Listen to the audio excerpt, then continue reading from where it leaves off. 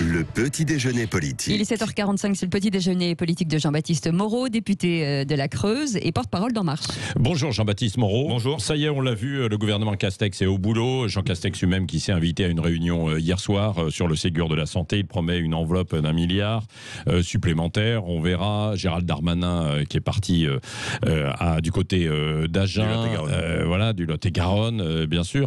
Vous avez le sentiment que ce gouvernement est en train de prendre déjà ses marques et d'aller vite ou pas? Oui, il n'y a pas de temps à perdre. C'est comme l'a dit le président de la République, c'est un gouvernement de 600 jours. Il nous reste 2 ans. Il y a beaucoup à faire. Il y a la relance économique qui va être vitale parce qu'on va avoir une rentrée au mois de septembre qui va être catastrophique sur le plan de l'emploi. Donc on n'a vraiment pas de temps à perdre à tout point de vue, à la fois le plan de relance après crise et sur la gestion des affaires courantes et du régalien. Et c'est bien que ce soit des ministres déjà opérationnels qui aient été choisis. Oui, parce que qu'est-ce qu'on vous dit, vous, sur le terrain? Jean-Baptiste Moreau, vous êtes dans la Creuse, hein, bien sûr. Vous avez toujours votre exploitation en parallèle.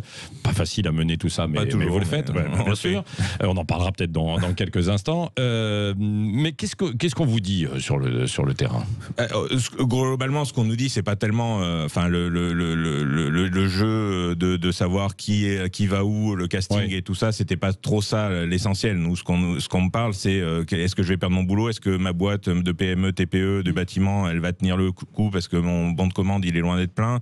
C'est surtout là-dessus, et ils nous attendent là-dessus sur les mesures de soutien. Ils sont assez unanimement à reconnaître la qualité de l'accompagnement qu'il y a eu pendant la crise, globalement, avec le chômage partiel, avec tout ce qui a été mis en place. Globalement, les chefs d'entreprise reconnaissent qu'il y a eu un vrai effort de fait. Là, il risque d'y avoir de la casse sociale, en fait, de nouveau. Pas très loin de chez vous, à Tulle, il y a cette entreprise équipementier automobile. On le voit en Bretagne aujourd'hui. Airbus, ça manifeste aujourd'hui. Oui, j'ai des inquiétudes aussi. Moi, j'ai MES chez moi, l'équipementier automobile qui a été repris, qui s'appelle LS Industrie maintenant, et on voit bien que dans l'automobile, c'est compliqué, donc les bons de commande sont loin d'être pleins.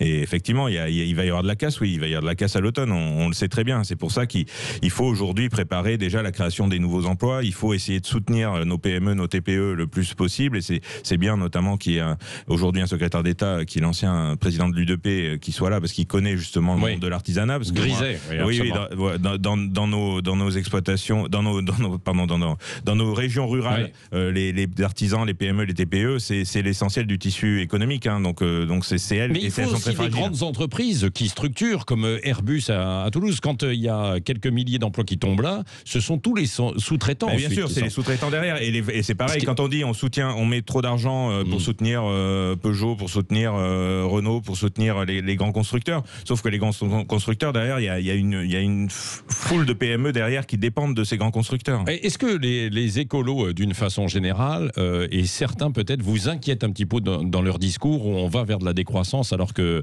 en France, là, on a des problèmes justement d'emploi, et on se demande où on pourra créer de l'emploi. Comme le Premier ministre l'a dit lors de sa première interview, pour partager de la valeur, il faut déjà la créer avant de la partager. Et moi, je ne suis pas un adepte de la décroissance, et je ne pense pas que la décroissance, ça s'accompagne souvent plutôt de la misère que de la richesse, quoi. Donc aujourd'hui, en phase de perte d'emploi, avant de supprimer des emplois aujourd'hui, il faut peut-être déjà en créer des nouveaux, effectivement, et tenir compte dans la création d'emplois des impératifs écologiques et environnementaux. Mais avant de les détruire, il faut peut-être en créer d'autres. Voilà. C'est plutôt ça dans l'ordre pour moi.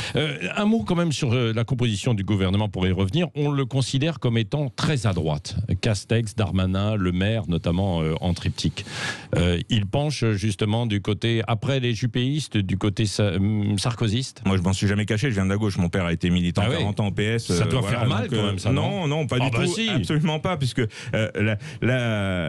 En Marche, contrairement à ce que toutes nos oppositions disent, c'est pas l'annihilation de la droite et de la gauche, c'est le fait de pouvoir travailler ensemble avec des gens qui sont originaires de la droite et d'autres originaires de la gauche, sans dogme, sans parti pris, et d'autres qui viennent des écolos, mais sans dogme, sans parti pris, sans se référer tout le temps à sa famille d'origine. Et Gérald Darmanin, Bruno Le Maire ont adhéré En Marche depuis le début.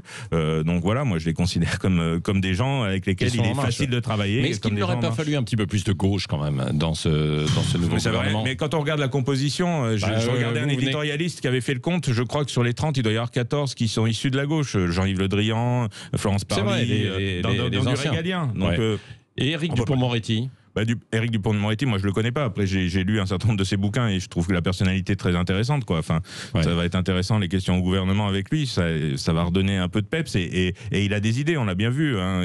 Il a un certain nombre. Dès hier son discours de passation de pouvoir avec la séparation des parquets enfin je trouve qu'il y a un certain nombre de choses intéressantes et il a un fort potentiel. Ouais, on a l'impression quand même chez les marcheurs historiques, puisque vous l'avez évoqué à l'instant avec des ralliements comme le maire Castex, etc., qu'il y a une déception de tous ceux qui se sont engagés il y a 3 ans, qui ne sont pas forcément aux manettes ou qui ont été choisis dans ce gouvernement. C'est regrettable quand même ça, non? Moi, je peux regretter effectivement. On voit, il y a de l'amertume. Je peux regretter l'absence de certaines personnes. J'ai mon amie Brune Poisson aujourd'hui qui sait pas trop où elle va aller. Alors il y a des postes de secrétaire d'État qui vont être encore attribués, mais des gens comme ça qui ont, elle a porté une loi sur l'économie circulaire qui était une loi importante. Je trouve dommage effectivement qu'elle n'ait pas aujourd'hui sa place de plein droit au gouvernement, mais bon, il va y avoir des postes de secrétaire d'État qui vont être attribués prochainement. J'espère que ça va permettre justement de ramener un certain nombre de personnes effectivement de marcheurs d'origine. On a Julien à l'agriculture. Julien Normandie, oui. qui est un ami proche et je suis très content de le voir à l'agriculture parce que c'est quand même les dossiers que je bosse le plus et je suis très content d'avoir bossé avec lui prochainement. Oui, parce qu'il est ingénieur agronome de formation. Ingénieur agronome. Oui, mais enfin bon, on le voit pas forcément, pardon pour l'expression, mais au cul des vaches quand même. Non, mais enfin ça déjà c'est faux. Enfin moi je l'ai accompagné au salon de l'agriculture depuis 3 ans et puis d'autre part le gros enjeu. Il sait reconnaître une limousine d'une. Oh oui, c'est quelqu'un de très intelligent, c'est quelqu'un qui est proche du président de la République. Enfin, moi, j'ai beaucoup échangé avec lui. Et d'autre part, l'enjeu fort au niveau du ministère de l'Agriculture des 2 ans à venir, c'est les négociations de la politique agricole commune. Et c'est un bosseur fou. Et j'ai aucun doute sur le fait qu'il va arriver au bout de ces négociations, parce qu'on a cet enjeu de la politique agricole commune qui est vital aujourd'hui pour l'agriculture française. Non, mais ça, on va revenir dans un instant peut-être justement sur l'agriculture. D'un mot quand même aussi sur l'ensemble de vos confrères, de vos collègues plutôt de la République En Marche. La majorité là, elle est un peu inquiète ou pas? Déçu, on sent qu'il y a de la déception, de l'amertume. Bon, je sais pas. Après, enfin moi personnellement non, je suis ni déçu ni amer, mais après je n'ai pas vocation forcément à parler au nom du groupe majoritaire, mais on verra après. On est dans l'attente, oui. Il y a une part d'incertitude effectivement. On connaissait pas le Premier ministre il y a une semaine, mais voilà, les premiers discours qu'il a eus nous ont rassurés sur le fait qu'il fallait retourner sur les territoires, qu'il fallait que les députés retournent sur leur circonscription et voilà, et s'ancrent vraiment sur leur territoire. Enfin, on n'a pas attendu 3 ans pour le faire, et on l'a déjà fait. Mais il a un discours qui est, enfin, qui est pardon, allez-y. Je vais y arriver. Un discours qui résonne, quoi, qui nous prend aux tripes et qui enfin voilà, c'est quelqu'un d'attaché au territoire, c'est quelqu'un d'attaché qui est pas un Parisien comme on nous l'a décrit souvent. Le mouvement En Marche c'est souvent décrit comme un milieu de bobos parisiens. Jean Castex c'est tout sauf ça. Oui, d'accord, mais c'est vrai que non plus, c'est pas ça. Non, mais c'est vrai que à l'origine c'était un peu un mouvement peut-être bobo parisien quand même, quoi. Non, je sais pas, c'est la réputation qu'on nous a donnée. Moi j'ai jamais eu l'impression d'être un bobo parisien personnellement. Donc, voilà. Alors, sur l'agriculture, il y a un tournant écologique qui est attendu ou pas du gouvernement ? Alors, c'est toujours délicat. Moi, j'ai toujours un peu de mal avec ça, avec les gens qui... parce qu'on entend beaucoup de choses sur l'agriculture. Il y a plus de 400 000 agriculteurs aujourd'hui en France, à peu près 450 000. La majorité de la population est prête à donner des tas de contraintes à l'agriculture, vu que ça ne les touche pas et les rend responsables finalement de toutes les atteintes à l'environnement. Ce qui est faux, l'agriculture française, c'est la principale solution justement au changement climatique et à la lutte pour l'environnement. Et je suis toujours un peu gêné de gens qui ne connaissent finalement pas grand-chose à l'agriculture et qui veulent lui imposer des tas de normes supplémentaires, alors qu'ils s'opposent à tout changement de leur propre mode de vie qui est souvent beaucoup plus impactant sur l'environnement. Voilà. Donc j'ai un peu l'écologie dogmatique sur l'agriculture. Barbara Pompili, par exemple, qui est ministre de l'écologie, vous craignez évidemment des mesures qui pourraient être néfastes pour l'agriculture. Il faut faire avec, il ne faut pas faire contre. Ça a échappé à personne que j'ai pas eu toujours des francs accords avec Barbara Pompili depuis le début sur la loi Egalim. On a eu des désaccords qu'on a exprimées. Hein. On s'est toujours dit les choses. Maintenant, qu'il faille une meilleure prise en compte de l'environnement dans l'agriculture mondiale, oui. Dans l'agriculture européenne, oui, sans aucun doute. Dans l'agriculture française, beaucoup a été fait. Je dis pas qu'il reste rien à faire, mais la prise en compte environnementale dans l'agriculture française, elle est déjà là. On a déjà imposé un certain nombre de normes. Julien de Normandie face à Pompili, alors. J'espère qu'on va pas être dans la caricature d'opposition écologie-agriculture, mais effectivement, je serai toujours aux côtés des agriculteurs, oui, ça c'est certain. Est-ce que vous êtes favorable à un référendum d'initiative partagée autour de la protection animale, dont on parle là beaucoup en ce moment? Alors non. Non, je ne vais pas étonner et je vais recevoir un certain nombre de mails d'insultes, je suppose, suite à ça. Mais de soutien aussi, sans doute. Mais non, globalement, non, parce que c'est vite caricatural. C'est ce que je disais tout à l'heure. Si on parle que des chiens-chats, des animaux de cirque, il y a sans doute des choses à faire là-dessus et il y a sans doute des progrès à faire.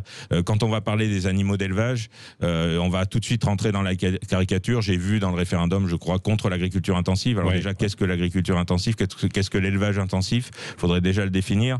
Et puis on rentre tout de suite dans les caricatures avec des gens qui méconnaissent complètement, qui sont prêts à mettre encore des contraintes supplémentaires, c'est ce que je dis, mais qui sont pas prêts, eux, par contre, à changer leur mode de vie, à faire moins de voyages en avion et autres. Oui, c'est-à-dire que si on continue à mettre des boulets au pied de l'agriculture française, on va la détruire et on continuera à manger. Hein. Donc on va importer des produits qui viennent d'autres pays, chinois, brésiliens, etc., d'Amérique du Nord, où là, la cause du bien-être animal n'est absolument pas prise en compte. Donc on ne fera pas progresser le bien-être animal en ne mettant des contraintes que sur l'agriculture française.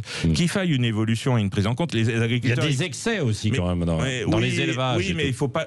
je refuse qu'on laisse croire que ces excès sont la généralité. Aujourd'hui, il y a des excès, il faut les condamner. Chaque fois qu'ils ont lieu, il faut les condamner. Quand il y a des abattoirs qui dysfonctionnent et où il y a de la maltraitance, il faut les fermer, il faut avoir des enquêtes et il faut aller plus loin encore dans les sanctions. Mais il faut pas laisser croire que c'est la majorité. Aujourd'hui, dans la majorité, les éleveurs s'occupent très bien de leurs animaux. Ils passent jour et nuit pour gagner pas grand-chose au bout.